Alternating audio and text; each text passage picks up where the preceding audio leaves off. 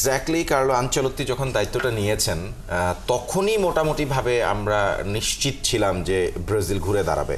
5 বারের বিশ্ব চ্যাম্পিয়ন দল, বিশ্ব ফুটবলে ব্রাজিলের চেয়ে বড় নাম, এত বড় ব্র্যান্ড আসলে অন্য কিছু আছে কিনা সেই প্রশ্ন তো সবসময় জাগবে। আর্জেন্টিনা, ব্রাজিল, এই দুটো নাম বাংলাদেশের মানুষের হৃদয়ের মধ্যে মানে হৃদয়ের স্পন্দনের মতন। কোন লাতিন আমেরিকার দেশ কেউ কোনোদিন গিয়েছে কিনা সেটাও কেউ বলতে পারে না, কিন্তু যেই পরিমাণে ভালোবাসা, যেই পরিমাণে সমর্থন, তাতে ব্রাজিল ফিরে আসবে সেই ব্যাপারে শঙ্কা আমার কখনো ছিল না। আপনার সাথে কোনো একটা আলোচনা অনেক আগের কোনো একটা টক শোতে নিশ্চিত আমি বলেছিলাম যে ব্রাজিল ফিরে আসবে, কারণ তারা চ্যাম্পিয়ন, তারা জানে কামব্যাকের রাস্তাটা কি। কার্লো আনচেলত্তির প্রথম ম্যাচটা ইকুয়েডরের বিপক্ষে ছিল, সেই ম্যাচে ব্রাজিলকে ঠিক ব্রাজিল মনে হয় নাই। কার্লো আনচেলত্তি মাত্রই দায়িত্বটা নিয়েছিল, টিমটাকে ঠিক মতন ফরমেশন করতে পারে নাই, টিমের প্রত্যেকটা প্লেয়ারকে ইন্ডিভিজুয়ালি কোন জায়গায় কিভাবে খেলাবেন, কাকে খেলাবেন, কেন খেলাবেন, এই জিনিসগুলো রিসার্চের জন্য তো একটু সময় লাগে, দলের সাথে মানিয়ে নেওয়ার জন্যই সময় লাগে, যত বড় মাস্টার ট্যাকটিশিয়ানই তিনি হন না কেন।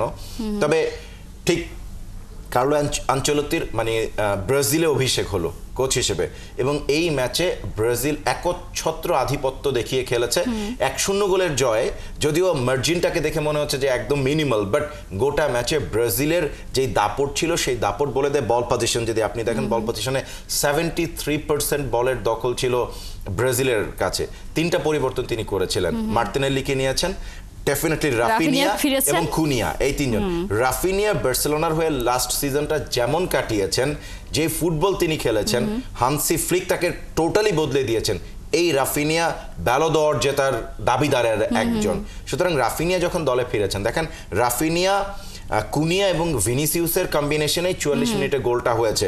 ব্রাজিল একাধিক গোল করতে পারতো, হ্যাঁ গোল 1-0, বাট গোটা ম্যাচে ব্রাজিলিয়ান ফুটবলের যে ইম্প্যাক্ট, আমরা যেই সাম্বার ছন্দ দেখেছি, সেটা ডেফিনেটলি ব্রাজিলকে অনেক বেশি আত্মবিশ্বাস দিল, এবং এই মুহূর্তে তারা পয়েন্ট টেবিলের 2য় অবস্থানে।